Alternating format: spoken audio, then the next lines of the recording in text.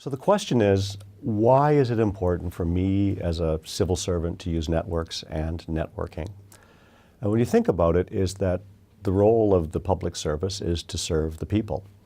And if I am a public servant and I'm in my bubble and I'm not connected to people outside, I'm missing out on a lot. So I have to find ways in which I can understand what is happening with our citizens, what is changing.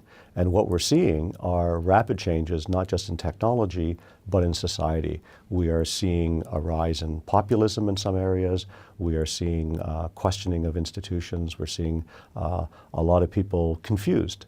And we're seeing that in a lot of different countries. So for me to understand what is outside my small work circle or is outside my specific profession, then networks, and particularly social media, can actually help us.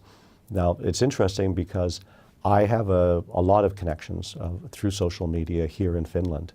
And I started connecting with some senior military officers about 8 years ago. And I found out that at the time, the chief of staff of the Finnish military, Marko Kohli, had told his senior officers, I want you to be involved in social media. I want you to understand what's going on in social media. So Marko and some of the generals like Harry Ora-Eho, who is the head of Finnish military intelligence, are active on platforms like Twitter. And they engage with citizens, they engage outside of Finland, and it gives them like a finger on the pulse. It lets you can get a lot of diversity of opinions by connecting with people outside of your comfort zone, outside of your country, even some cases outside of your language if you can do that.